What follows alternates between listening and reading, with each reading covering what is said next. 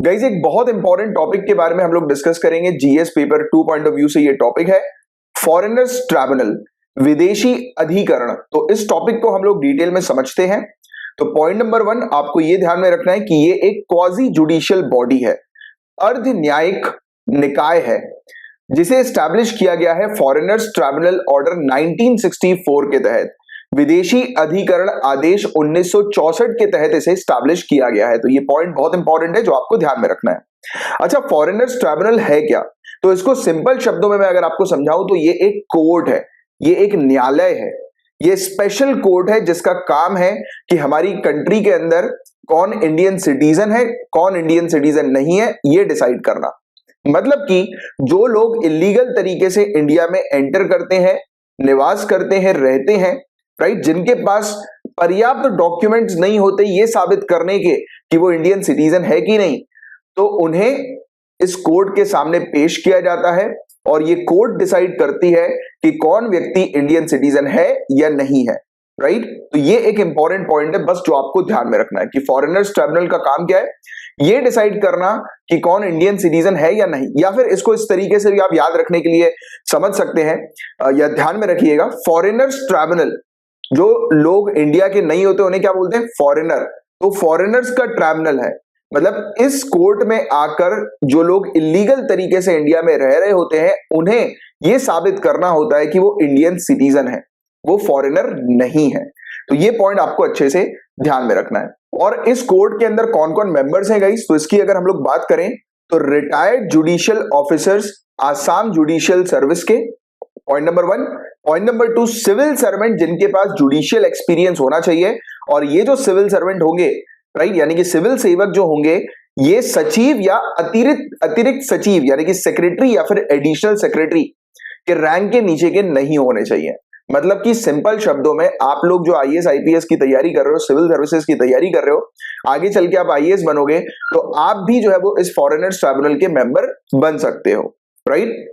And इसके अलावा एक एडवोकेट होते हैं जिनके पास 7 सालों का एक्सपीरियंस होना चाहिए, वकालत का 7 सालों का एक्सपीरियंस होना चाहिए और उनकी उम्र 35 साल से कम होनी चाहिए।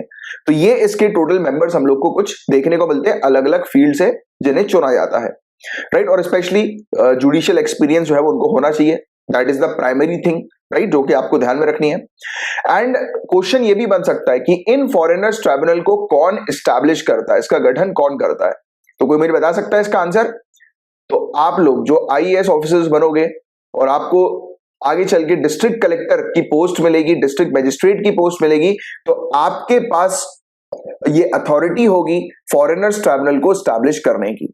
तो ये पॉइंट बहुत अच्छे से ध्यान में रखिएगा कि डिस्ट्रिक्ट मजिस्ट्रेट के पास अथॉरिटी होती है फॉरेनर्स ट्राइब्यूनल को एस्टैब्लिश करने की। क्या सिर्फ डिस्ट्रिक्ट मजिस्ट्रेट के पास होती है? तो नहीं, केंद्र और डिस्ट्रिक्ट मजिस्ट्रेट। पहले जो हुआ करती थी सिर्फ और सिर्फ केंद्र के पास ये पावर होती थी फॉरेनर्स ट्राइब्यूनल को एस्टैब्लिश करने की, but ministry of home affairs ने फॉरेनर्स ट्राइब्यूनल ऑर्डर 1964 को अमेंड किया और अमेंडमेंट के बाद हमें 2019 का यानी कि फॉरेनर्स ट्राइब्यूनल अमेंडमेंट ऑर्डर 2019 जो देखने को मिला, उसके तहत पावर ग्रांट कर दी गई डिस्ट्रिक्ट मजिस्ट्रेट को कि वो फॉरेनर्स ट्राइब्यूनल एस्टैब्लिश कर सकते हैं अपनी डिस्ट्रिक्ट में।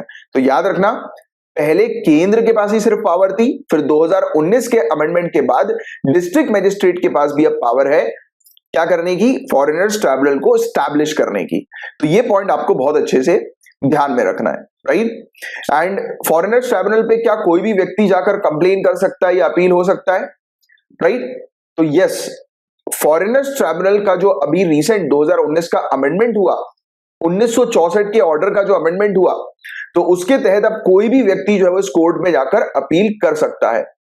इससे पहले सिर्फ स्टेट गवर्नमेंट के पास अथॉरिटीज थी या स्टेट गवर्नमेंट के जो ऑफिशियल्स थे वो ही इस कोर्ट में अप्रोच कर सकते थे। आज की डेट में कोई भी व्यक्ति फॉरेनर्स ट्राइब्यूनल में जाकर अप्रोच कर सकते हैं।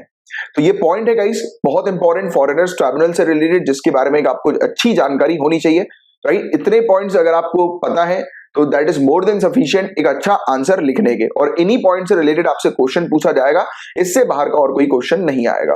तो फॉरेनर्स ट्राइब्यूनल आप लोग को क्लियर है प्रॉपर तरीके से। तो डिटेंशन सेंटर क्या होते हैं फॉरेनर्स के लिए, तो इसके बारे में हम लोग बात करेंगे। तो सिंपल सी चीज है, जहां पर इन इलीगल माइग्रेंट्स को रखा जाता है, सिंपल सी चीज कि ये जो इलीगल माइग्रेंट जो हम लोग को देखने को मिलते हैं, जिनको हमारी फोर्सेस पकड़ती है और फॉरेनर्स ट्राइब्यूनल के सामने प्रस्तुत करती है, तो ऑब्वियस सी बात है कि उनको कहीं ना कहीं रखना पड़ेगा। तो जिस जगह पे उनको रखा जाता है वो डिटेंशन सेंटर होता है, राइट। तो ये सिंपल सी चीज, ये आप लोग को थोड़ा सा ध्यान में रखना है। डिटेंशन सेंटर जो है वो सेटअप किया गया था आसाम के अंदर, जब यूनियन गवर्नमेंट ने ऑथराइज किया आसाम स्टेट को डिटेंशन सेंटर को सेटअप करने के लिए। और ये फॉरेनर्स एक्ट 1946 और फॉरेनर्स ऑर्डर 1948 के प्रोविजन के तहत हम लोग को देखने को मिलता है।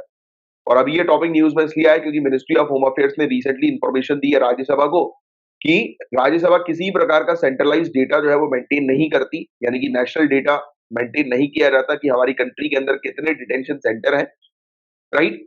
और ये पावर जो है वो दी गई है स्टेट गवर्नमेंट को ये चेक करने की कि कहां कहां पर उनके डिटेंशन सेंटर है, वो अपने स्टेट वाइज डिटेंशन सेंटर की लिस्ट जो है वो बनाए। बट कोई सेंट्रलाइज लिस्ट, सेंट्रलाइज डेटा जो है वो डिटेंशन सेंटर से रिलेटेड नहीं। सो आई थिंक फॉरेनर्स ट्राइब्यूनल से रिलेटेड प्रॉपर पूरी जानकारी आपको ऑलरेडी है कि फॉरेनर्स ट्राइब्यूनल जो है वो क्या होती है, इसको कौन सेटअप करते हैं, राइट। तो ये पूरी चीज आपको ऑलरेडी पता है। एक छोटा सा अपडेट आया फॉरेनर्स ट्राइब्यूनल से रिलेटेड कि आसाम के कछार जिले में स्थापित एक विदेशी अधिकरण यानी कि फॉरेनर्स ट्राइब्यूनल, इसने एक मृत व्यक्ति को नोटिस जारी किया है और उसे 30 मार्च तक पेश होने के लिए कहा है, क्योंकि वह अपनी भारतीय नागरिकता साबित करने के लिए वैध दस्तावेज पेश करने में विफल रहा था। तो आप सोचिए, फॉरेनर्स ट्राइब्यूनल ने जो है वो इस प्रकार से एक मृत व्यक्ति के लिए जो है वो ऑर्डर पास कर दिया। कोई बड़ी न्यूज नहीं है ये, क्योंकि होता यही है कि कई बार इंफॉर्मेशन जो है वो अपडेट नहीं होती, उसके कारण से अथॉरिटीज जो है वो इस प्रकार से ऑर्डर पास कर देती है। जैसे कई बार कोर्ट में भी ऐसे ही होता है कि एक बार एक व्यक्ति जो है वो उसकी मौत हो जाती है और उसके बाद फिर उसकी पेशी के लिए जो है वो उसको नोटिस जो है वो भेजा जाता है कि आइए आप अपनी पेशी में, होता है ऐसा, राइट। तो इसमें वो कोई बड़ी बात नहीं है कि एक बड़ा इशू जो है वो नहीं है, राइट। तो ये एक चीज है, छोटी सी अपडेट जिसके बारे में आपको बताना चाहिए। बट बाकी मेन जो टॉपिक है वो फॉरेनर्स ट्राइब्यूनल का है। इस पर एक अच्छी कमांड बैठा कर रखो, फॉरेनर्स ट्राइब्यूनल का टॉपिक बार बार लगातार न्यूज में देखने को मिल रहा है, राइट।